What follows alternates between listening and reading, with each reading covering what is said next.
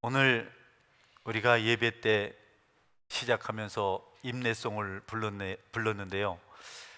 저는 지난주 동안 그 찬양을 몇 번씩 듣고 부르면서 은혜를 받았습니다. 특별히 그 가사 중에 주님 한 분밖에는 아는 사람이 없어요. 주님 한 분밖에는 기억하지 못해요. 주님 한 분밖에는 사랑할 리 없어요. 주님 한 분밖에는 약속한 일이 없어요. 예. 그렇게 찬양을 부르다가 참 저하고 너무 다른 그런 고백이라는 사실을 깨달았습니다. 김석균 씨가 이렇게 작사 작곡을 하고 부른 찬양인데요, 어떻게 나하고 이렇게 다를까? 나는 너무 거리가 먼 곳에 있다, 이런 생각을 했습니다. 아는 사람이 너무 많아서 바쁘고 이것저것 많이 기억해서 심지어는 원망까지 하게 되고, 주님과 너무 다른 쪽에 주님을 고백한 이런 신앙과 너무 멀리 있는 것을 발견하고, 어쩔 수 없는 죄인이다. 어떻게 이렇게 다를까? 내가 사랑하는 분이 주님 한 분만이 아니고 또 사랑하는 것들이 있다는 것을 알았습니다. 세상의 재물과 또 명예와 여러 가지 안일한 삶과 세속적인 즐거움, 심지어는 원망과 불평, 거짓 같은 것들이 내 속에 꿈틀거리고 있는 것을 다시 한번 확인했습니다. 속절없이 이루지 못할 세상적인 것에 미련을 가지고 갈등하고 방황하고 괴로워하는 내 자신을 발견했습니다. 어떻게 하면 그런 것들을 다 떨쳐버리고 주님 한 분으로 만족할 수 있을까? 나는 행복해요. 새 사람 되었어요. 이런 고백을 나는 끊임없이 언제쯤 할 수 있을까? 하나님께서 주신 거룩함에 대한 소원, 그 도전을 받는 시간을 보냈습니다. 여러분, 누구나 다 이런 거룩한 것에 대한 소원이 있습니다. 불신자들에게도 거룩하게 살고 싶은 마음이 있어요. 신자들만의 전유물은 아닙니다. 하나님께 주시는 하나님의 형상 모양이 있어서 다 처음 하나님 닮은 모습으로 착하게 좀 살고 싶다. 그런데 잘 안 되는 겁니다. 역부족이죠. 성도들은 다행스럽게도 그런 갈망을 가지고 자신을 하나면서 은혜 앞에 나와서 은혜를 구하고 사모하는 마음으로 하나님의 이름을 부릅니다마는, 나는 부족합니다, 나는 죄인입니다, 나를 용서하소서, 이렇게 기도하고 회개하고 긍휼을 구하기도 하지만, 여러분, 성령의 조명하심을 받지 못하는 불신자들은 끊임없이 그 길을 추구합니다. 계속해서 죽을 줄 모르고 그 길을 달려갑니다. 오늘 성경은 성도들에게 거룩한 소원을 주시고 하나님께서 그 소원을 이루시도록 도우신다, 이렇게 말씀하고 있습니다. 끝까지 포기하지 않고 믿는 자녀들에게 거룩한 소원을 주신 그분께서 반드시 그 소원을 이루게 하시겠다, 위로가 되는 말씀이죠. 여러분, 우리가 하나님의 무한하신 사랑과 능력과 은혜를 묵상하고 감사할 수 있는 사람이 되어야 됩니다. 주님의 십자가 사랑은 의인들을 찾은 사랑이 아니고 죄인들을 구원하는 은혜의 사랑, 그 현장입니다. 우리를 사랑하시되 죽기까지, 끝까지 사랑하신 현장이 바로 주님의 십자가 사랑입니다. 여러분, 예수님의 십자가는 고난의 십자가고 고통이 모여있는 그런 십자가, 그런 현장이었지만, 주님은 그 모든 고통과 고난을 감당하실 때 억지로 하지 않으셨어요. 참고 내가 참아내야 된다, 이겨내야 된다, 이런 게 아니었어요. 무슨 고행을 하고 견디고 참아내고 돌을 닦고 그런 고난의 현장이 아니었습니다. 주님의 고난은 사랑을 실천하는 고난이었습니다. 주님을 욕하고 저주하고 비난하고 모욕하고 채찍을 때리고 못을 박고 창을 찌르는, 가시면류관을 씌우고 하는 그런 자들을 사랑하시는 그 사랑 때문에 그 고난을 감당하신 것입니다. 할렐루야. 사랑하면 그렇게 되거든요. 사랑하면 다 예쁜 겁니다. 다 좋은 겁니다. 인간의 사랑은 한계가 있지만 하나님 사랑은 그렇지 않습니다. 우리를 너무 사랑하시기 때문에 그분은 기꺼이 그 고난을 감당하셨고 중보기도 하셨습니다. 사랑은 사람을 승리하게 만듭니다. 사랑은 사랑을 받을 때 또 사랑을 할 때 성숙할 수 있어요. 주님의 사랑, 그 사랑이 여전히 저와 여러분에게 함께 하시는 줄 믿으시기 바랍니다. 세상 사랑은 그냥 물거품입니다. 그냥 바람에 쓸려가 버립니다. 주님 사랑은 그렇지 않아요. 주님의 십자가 고난은 사랑 때문에 짊어진 고난입니다. 스데반 집사가 돌에 맞아 죽습니다. 예수님 믿는다는 것 때문에, 자기가 하늘에 계신 예수님을 보고 있다는 그 고백을 한 것 때문에 더 많이 돌에 맞았습니다. 그런데 그런 스데반의 얼굴이 천사처럼 빛이 났어요. 웬일입니까 여러분? 억울하게 돌에 맞아 죽는데 스데반의 얼굴이 천사와 같이 빛이 났다, 이렇게 말했어요. 스데반도 돌을 던지는 동족들을 사랑했습니다. 그들을 사랑했기 때문에 원망하지 않았습니다. 그들이 구원받기를 바라는 간절한 그 마음이 있었기 때문에 그는 억울하게 돌에 맞아 죽어가면서도 불평하지 않았습니다. 그래서 모든 돌을 그가 몸으로 받아서 견디고 순교의 길을 걸어간 것입니다. 로마서 5장 8장은 주님의 사랑, 5장 8절은 주님의 사랑을 이렇게 말씀하고 있습니다. 우리가 아직 죄인 되었을 때에 그리스도께서 우리를 위하여 죽으심으로 하나님께서 우리에 대한 자기의 사랑을 확증하셨느니라. 아멘. 우리가 죄인인데, 우리가 원수인데, 그런데 예수님께서 우리를 위해서 죽으셨어요. 기쁨으로 죽으셨어요. 중보기도 하면서 아버지 저들의 죄를 용서하여 주옵소서. 저들이 하는 일을 알지 못합니다. 그것이 여러분 억울하게 죽는 주님의 기도가 될 수는 없잖아요. 근데 그렇게 기도하셨어요. 왜냐하면 사랑 때문입니다. 그리스도께서 우리를 위하여 죽으심으로 하나님께서 우리에게 대한 자기의 사랑을 확증하셨느니라. 여러분, 고난당하시면서도 사랑할 가치가 있는 것이 저와 여러분인 줄 믿으시기 바랍니다. 뭐 잘한 게 있다고 그렇게 사랑을 베푸세요. 뭐 잘한 게 있다고. 저는 부모님 사랑이 하나님 사랑을 가장 많이 닮았다고 저는 생각해요. 제가 자녀를 키워보니까 절대 미워할 수 없는 존재가 자녀더라고요. 다른 것을 위해서도 희생을 해야 되겠지만 자녀를 위해서 하는 희생이라면 할 수 있다면 하겠더라고요. 기회가 오면 할 수 있겠더라고요. 옛날 우리 어머니들은 그랬다 그래요. 자식의 목구멍에 음식 넘어가는 소리 들을 때 행복하다, 그때 감사하다. 어려운 시절에 자기는 먹지 못하지만 그 소리 듣자고 자기 줄임배를 움켜쥐고 여러분 냉수를 마시면서 견딘 것, 그분들의 사랑이 바로 자녀 사랑 아닙니까 여러분? 부모들은요, 정상적인 부모님들은 자기가 혹시 자녀에게 누가 될까 노심초사합니다. 아이에게 걸림돌이 될까, 그래서 착하게 삽니다. 저도 두 자녀가 결혼할 때가 돼서 요즘 나가서 착하게 합니다. 할렐루야. 그 애비 때문에 안 되겠다 이런 소리 들으면 안 되잖아요. 네. 더 잘해주지 못해서 미안한 마음을 가지고 있습니다. 험한 일을 하면서도 자녀들을 생각하면 힘을 내는 것이 부모입니다. 왜냐하면 사랑하기 때문에 그렇습니다. 주님의 사랑이 그런 겁니다. 한 여성도님하고 통화를 했어요. 권사님 많이 힘드신데 자녀들에게 좀 도와달라 하세요. 돈 좀 달라 하세요. 아니 목사님, 아이들의 돈을 어떻게 받습니까? 그 어린 아이들의 나이가 결혼해서 30이 다 넘었는데 어머니 마음에는 아직도 핏덩어리인 겁니다. 감히 그 돈을 빼낼 수가 없는 겁니다. 마음이 아파서 차라리 굶지, 차라리 헐벗고 살지. 제가 그 전화를 받고 생각했어요. 저도 공감하겠더라고요.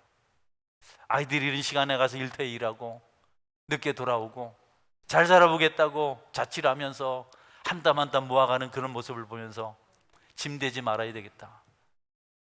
자녀들의 돈을 빼서 쓰는 부모를 이해를 못하겠더라고요. 여러분, 하나님 사랑이 그런 사랑인 줄 믿으시기 바랍니다. 할렐루야. 자녀들은 그렇게 키워주신 부모에게 늘 감사하셔야 돼요. 늘 감사하셔야 됩니다. 여러분, 참 저는 부모 마음을 아이 낳고 나니까 알겠더라고요. 네. 결혼해서 살아보니 알겠더라고요.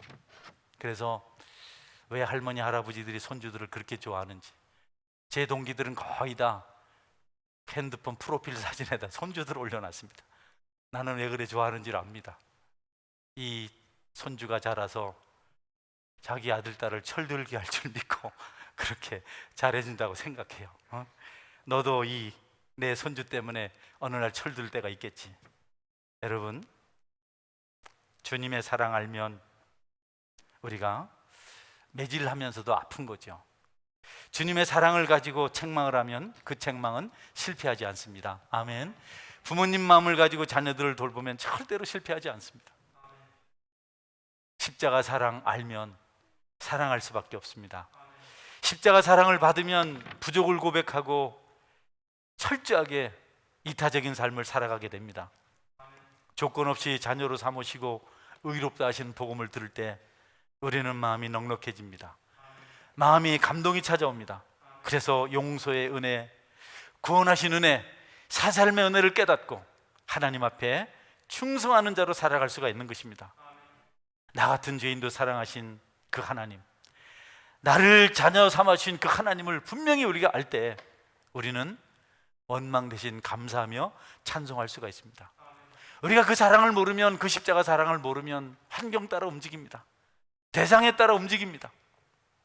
그 사랑이 조건적이죠. 필로스라든지 가족만 사랑하는 사랑, 에로스, 눈에 보기 좋아야 사랑하는 그런 사랑에 지나지 않습니다. 그러나 주님을 알면 우리도 아가페의 사랑을, 헌신의 사랑을, 대가를 기대하지 않는 사랑을 나눌 수가 있습니다. 나누고 베풀면서도 행복할 수가 있습니다. 억지로 안 되는 겁니다. 여러분에게 그런 주님의 사랑이 있어서 여러분의 삶이 하나님의 소원을 이루는 삶이 되시기를 주의 이름으로 축원합니다. 하나님의 소원을 이루는 삶입니다. 모든 사람 다 바르게 살고 싶어요. 여러분, 불신자도 똑같습니다. 착하게 살고 싶어요. 그런데 그렇게 삶을 살고 싶은 동기가 달라요. 우리 그리스도인들은 우리가 아름다운 삶을, 은혜로운 삶을 살게 되는 주체가 하나님인 줄 믿습니다. 아멘. 하나님으로 인하여 우리가 바르게 살고 착하게 살 수 있다. 그래서 모든 권한을 그분께 이양합니다. 그분께 맡깁니다. 그러나 불신자들은 그 주체가 양심이고 사람입니다. 양심이 찔릴 때 그들은 바르게 산다고 노력합니다. 사람의 눈에 띌까봐 바르게 살려고 합니다. 아이들을 실망시킬까봐 그렇게 합니다. 죄가 그렇게 만만하지 않아요. 가장 민감하고 정말 인간의 지체 중에서 보이지 않는 것이지만 가장 인격적인 것이 양심입니다. 양심은 살짝만 터치를 해도 아파요. 그만큼 빨리 상해요. 빨리 무기력해져요. 죄를 몇 번만 반복해서 지으면 양심이 굳어져서 깨닫지를 못합니다. 양심의 소리가 들리지 않습니다. 그것이 양심의 약점입니다. 사람 어떻습니까, 여러분? 죄가요 너무 강력해요. 양심을 무너뜨리는 건 일도 아닙니다. 양심은 일찍 무너졌고 사람 눈을 피하는 죄를 짓습니다. 내가 아내 때문에 이러면 안 되지, 남편 때문에 이러면 안 되지, 아이들 때문에 이러면 안 되지, 부모님 때문에 이러면 안 되지, 교회를 생각해서도 이러면 안 되지, 성도들을 생각해서도 이러면 안 되지, 이런 결심하고 여러분 사람 생각하는데요, 사람 그거 제 앞에 힘없습니다. 나중에는요 속입니다. 숨깁니다. 여러분 중에는 사람 때문에 착하게 살려고 하다가 속이는 자, 배반하는 자 되지 않기를 주의 이름으로 축원합니다. 혹시 지금 속이면서 죄 짓고 있는 사람은 여러분의 의지할 대상, 여러분의 사랑을 주관할 주체가 하나님이 되기를 축원합니다. 하나님 앞에서 살아야죠. 사람 속이는 게 뭐 일입니까? 여러분, 우리요 잘합니다. 우리 시오 잘합니다. 영국 잘합니다. 얼마나 뻔뻔한지 모릅니다. 그러나 하나님이 우리의 삶의 주체가 되면 우리도 진실한 자, 거룩한 자, 신실한 자, 삶의 예배자가 될 수 있을 줄 믿습니다. 얼마나 많은 사람들이 하나님 아닌 양심을 의지하고 사람을 기준으로 삼기 때문에 죄를 짓는지 모릅니다. 처음에는 미안한 마음 같습니다. 죄책 같습니다. 그러나 속히 빨리 합리화시키고 그리고 여러분 아주 당당하게 당연하게 살아갑니다. 하나님이 없는 사람들은요 시간이 잘 숨기고 감추고 나중에는 뻔뻔해집니다. 그래 어쩔래, 지기라, 배째라, 등 따라 이렇게 막 그냥 막 대들어. 얼마나 사람들이 뻔뻔해지는지 모릅니다. 당연합니다. 네. 이제는 죄가 점점 없어져요. 법이 점점 죄에 대해서 관용하고 있습니다. 십자가 사랑을 알아야 되는데요, 여러분이 양심이 마비되고 죄를 합리화시키는 것이 얼마나 무섭고 스트레스로운지를 알고 싶으면 그 동성애자들의 사이트가 있습니다. 컴퓨터에 가면 퀴어 축제를 치면 퀴어 축제를 하는 동성애자들의 모습이 나옵니다. 여러분, 나는 동성애자입니다. 나는 약해서 잘 안 됩니다. 내게 병이 있습니다. 이렇게 고백하면 얼마나 좋습니까? 위로라도 받죠. 뻘거벗고 고백을 합니다. 이상한 팬티 입고. 여러분, 거기 보면 얘들이 정말 죄를 아는가? 정말 커밍아웃을 제대로 하고 있는가? 도저히 이해를 못하겠어요. 사람이 양심이 굳어지고 여러분 뻔뻔해지면 그렇게 자기를 드러내는 겁니다. 여러분은 그렇게 되는 것 없기를 바라는 마음으로 하나님을 중심에 모시고 사시길 바랍니다. 하나님 밖에는 아는 이가 없기를 주의 이름으로 축원합니다. 하나님 밖에는 기억할 이가 없기를 주의 이름으로 축원합니다. 하나님 밖에는 약속할 리가 없기를 바랍니다. 너무 세상 것에 우리가 익숙해서 우리가 신앙생활하면 단지 윤리적이고 도덕적인 문제로 괴로워하지 않습니다. 내가 살인 안 했어요, 도둑질 안 했어요, 간음 안 했어요, 남을 미워하지 않았어요, 이런 것 가지고 성숙한 사람들은 이제 자신의 선을 논하지 않습니다. 더 적극적이지 못한 것, 영혼을 구원하지 못하고 사랑하지 못해서 아파요. 여러분, 효도하지 못해서 아파요. 순종하지 못해서 아파요. 복음 전하지 못해서, 기도하지 못해서, 예배를 온전히 드리지 못해서, 진실하지 못해서, 주님도 앉지 못해서 아파요. 성숙한 사람들의 신앙 가치죠. 여러분들은 이것저것 안 했다고 그것으로 만족하지 말고 더 성숙한 자리에 이를 수 있는 하나님의 백성이 되도록 그 일을 위해서 기도하시는 은혜가 있길 바랍니다. 예루살렘 교회에, 초대교회에 핍박이 왔어요. 핍박을 상징하는 두 가지가 있었습니다. 하나는 가장 훌륭한 예루살렘 교회 지도자 야고보 사도가 순교한 겁니다. 성전 꼭대기에서 떨어졌어요. 그들이 떠밀었어요. 떨어져서 아직 죽지 않아서 꿈틀거리니까 또 그 수하들이 곤봉으로 머리를 쳐서 죽였습니다. 예루살렘 교회 성도들은 교회 지도자가 주님을 닮은 모습으로 갔다고 위로를 받았습니다. 하나님, 주님을 섬기다 가신 우리 야고보 사도를 불쌍히 여겨주옵소서. 하나님 품에 받아주옵소서. 그들은 훌륭한 사도는 그럴 수 있다고 생각했어요. 그런데 스데반 집사가 죽었을 땐 달랐습니다. 왜 우리처럼 열심히 섬기고 삶을 살면서 전도하고 교회에 충성했는데 그가 왜 돌에 맞아 죽어야 하는가? 그가 죽을 때도 천사 같았는데 왜 하나님은 그를 죽게 하셨는가? 여러분, 예루살렘 교회 성도들은 하나둘 예루살렘 교회를 떠납니다. 신약의 디아스포라, 흩어진 교회가 생겨나기 시작합니다. 그들이 먼 길을 갔습니다. 이곳저곳으로 흩어졌습니다. 400km나 되는 시리아의 안디옥까지 갔어요. 얼마나 멀리 걸어갔는지, 서울까지 걸어간 겁니다. 그런데 안디옥에 가서 복음을 전했어요. 헬라파 유대인들에게, 이방에 살고 있는 유대인들에게 복음을 전했는데 많은 사람들이 믿고 돌아왔습니다. 그런데 그들의 전도는 입술의 말이 아니고 삶이 함께했습니다. 할렐루야. 너무 특별한 겁니다. 그들을 보니까, 안디옥 사람들이 보니까 너무 특별한 겁니다. 꼭 주일날은 모여서 예배드리고 남을 돕기를 좋아하고 늘 겸손하고 언제든지 예수님을 전하고 열심히 기도하고 모여서 함께하는 삶을 좋아하고 나쁜 짓을 안 하고 거짓 도둑질 이런 거 안 하고 분노하지 않고 너무 특별해서 안디옥 사람들은 그들을 그리스도인이라고 불렀습니다. 우리나라 말로 번역하면 예수쟁이, 예수밖에 모르는 사람들. 여러분, 우리가 그렇게 될 때 우리에게서 하나님의 소원이 이루어진 줄 믿으시기 바랍니다. 여러분, 교회 다니는 사람인 줄 사람들이 알고 긍정적인 면에서 예수쟁이 소리 듣기를 주의 이름으로 축원합니다. 예수쟁이, 깍쟁이, 그렇지, 예수쟁이 다 그렇지, 이건 아닙니다. 뭐가 달라? 예수쟁이 달라.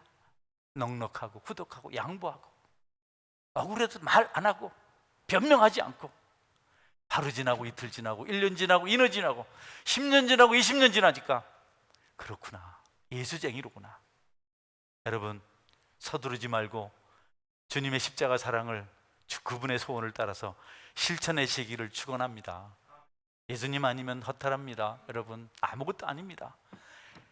얼마나 돈을 모으실 건가요? 얼마나 여러분이 명예를 얻으실 건가요? 지식은 얼마나 여러분이 많이 갖길 원하십니까? 권세, 사업 성공, 성취감, 인기, 쾌락, 그거 주님 사랑보다 깊지 않아요. 세상의 성취요, 잠깐 좋지요, 아무것도 아닙니다. 여러분 잘 보십시오. 쭉 세상에 성취를 이룬 사람들의 이야기를 들어보십시오. 어떤 사람은 무슨 전자화폐를 만들어서 대박났다 하는데 1년도 안 돼서 빚쟁이가 돼버리고, 얼마나 허탈하겠습니까? 우리가 다 그런 욕심이 있거든요. 저도 있습니다. 제가요, 요즘 우리 주변에 재개발 문제로 떠들썩합니다.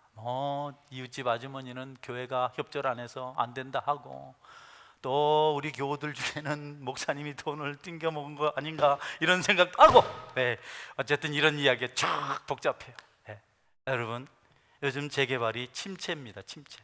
자재값도 오르고 인건비도 오르고 수지가 안 맞아요. 또 아파트 값은 딱 상한가가 정해져 있고, 예, 헐어놓은 곳도 헐고 있는 곳도 여러분 답보 상태인데, 저는 여러분 이상으로 재개발의 매력을 가지고 있었습니다. 여러분에게 말은 안 했지만 재개발되면 교회도 새로 짓고 선교도 하고 뭐 이런저런 꿈이 부풀어 있었어요.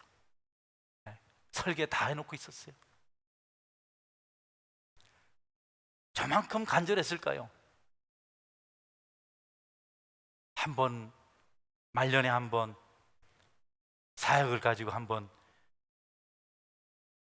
위세를 한번 떨쳐버릴 생각도 했단 말이죠. 네. 그런데 하나님께서 한 6, 7개월을 지난 동안 제 마음을 바꿨습니다. 어느 날 저는 깨달았어요. 이 목사, 표현은 안 하지만 네 마음속에는 온통 재개발해서 억바위로 많은 돈을 받는 거 꿈꾸고 있지 않냐?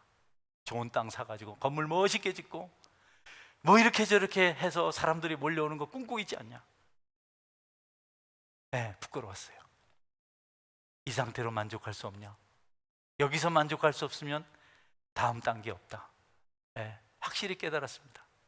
여러분, 여기서 행복할 때 또 다른 축복이 있을 줄 믿으시기 바랍니다. 우리는 자꾸 이런 과정을 무시해요. 우리가 하나님 마음을 잘 몰라요. 그래서 우리가 괴로워요. 하나님이 주신 소원 이루시기를 주의 이름으로 축원합니다. 저는 여러분을 사랑합니다. 아멘. 네, 좋습니다. 이거 좋은데 뭘 또 더 큰 걸 해가지고 한번 어떻게, 그게 하나님 뜻은 아니더라고요. 제자들이 예수님에게 길 가다가 예루살렘 성전을 보십시오. 헤롯 대왕이 40년 걸려 지은 겁니다. 얼마나 어려합니까? 헐어버려라. 내가 사흘 만에 짓겠다. 제자들의 마음이나 여러분 재개발에 집착해서 어떤 성취를 이뤘던 내 마음이나 다를 바가 없더라고요. 지금은 편안합니다. 이대로 하나님께서 축복하실 줄 믿습니다. 할렐루야. 마음이 얼마나 요새 평강하고 기쁘고 좋은지 몰라. 걱정 근심이 싹 사라졌습니다. 재개발되면 돈 받아서 엄청나게 많거든요. 빚도 갚고 막 그냥 부풀었는데 그게 여러분 헛된 거더라고요. 허영이더라고요. 다 부질없더라고요. 주님이 함께 하실 때 행복한 것이 성도의 삶인 줄 믿으시기 바랍니다. 탕자가 그냥 돈 가지고 아버지 집 떠나가지고 돈 쓰면서 잘 살았잖아요. 먹이면서 먹고 마시고 즐기면서 순식간에 걸뱅이 됐습니다. 여러분, 나중에 죽게 됐습니다. 그런데 아버지께 돌아오니까 아버지께서 환영해 주시고 모든 것이 회복됐습니다. 저와 여러분의 아버지는 하나님인 줄 믿으시기 바랍니다. 나 이제 집에 갑니다. 나 집에 돌아갑니다. 어버이 기도 못 잊어 새 사람 되어 살려고 나 집에 돌아갑니다. 여러분도 아버지 집에 머물기를 주님의 이름으로 축원합니다. 아들이 한밤중에 전화가 왔어요. 아빠, 너무 혼란해서 못 살겠어요. 왜? 글쎄, 오늘 낮에 교회 청년 중에 누가 결혼했는데, 아니 식사하는 자리에 가니까 아니 거기 의료계 청년들이 다 모였는데 회장 출신도 있고 뭐 종무 출신도 있고 뭐 교회에서 앞서서 뭐 사회도 보고 찬양도 하는 친구들이 있는데 다 술병을 넣고 술을 마시고 있는데 아빠 내가 어떻게 해야 될지 모르겠다고, 이걸 어떻게 받아들여야 될지, 그 사람들하고 신앙생활을 해야 될지 모르겠다고. 그러지 말아라. 노아는 120년 동안 방주 안 지었냐? 아브라함은 고향을 버리고 떠나지 않았냐? 아들아, 외롭더라도 그렇게 사는 게 복이다. 주일 요새 누가 지켜요 아빠? 그래, 너 혼자 지켜라. 하나님 하라고 한 대로 사는 거지. 예, 여러분, 나는 그 아들이 행복할 줄 믿습니다. 자랑이 아닙니다. 자랑이 아니야. 자랑이 아닙니다. 내 아들이 아니라도 귀엽잖아요. 기특하잖아요. 그런 신앙이 좋은 신앙 아니겠습니까? 나한테 아빠 때문에 교제할 자매도 없고 자꾸 사귀지 말아서 외로워 죽겠어요. 나만 방에서 이게 뭡니까? 주일날 전화 왔더라고요. 그래서 선이 들어왔는데 안 됐답니다. 그래야 또 중매가 들어오지. 여러분, 베드로는 갈릴리 호수에 다시 가서 고기 잡으려 한 마리도 못 잡았어요.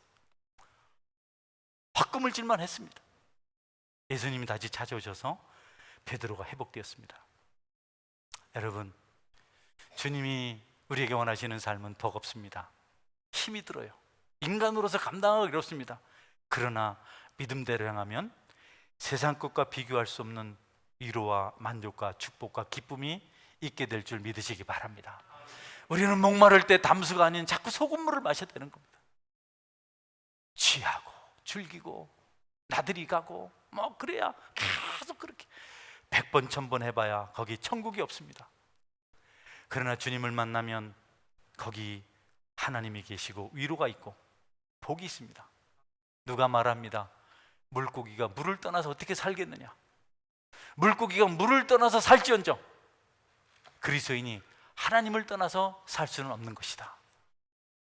여러분, 여러분에게 거룩한 소원을 주신 그분의 소원을 따라서 승리하시길 바랍니다. 마지막으로 미가서 6장 6절 말씀을 읽고 말씀을 맺겠습니다. 내가 무엇을 가지고 여호와 앞에 나아가며 높으신 하나님께 경배할까? 내가 번제물로 1년 된 송아지를 가지고 그 앞에 나아갈까? 여호와께서 천천의 순양이나 만만의 강물 같은 기름을 기뻐하실까? 내 허물을 위하여 내 맏아들을, 내 영혼의 죄로 말미암아 내 몸에 열매를 드릴까? 사람아, 주께서 선한 것이 무엇임을 내게 보이셨나니 여호와께서 내게 구하시는 것은 오직 정의를 행하며 인자를 사랑하며 겸손하게 내 하나님과 함께 행하는 것이 아니냐. 아멘. 내가 무엇을 가지고 여호와 앞에 나아갈까? 높으신 하나님께 나아갈까? 하나님께 경배할까?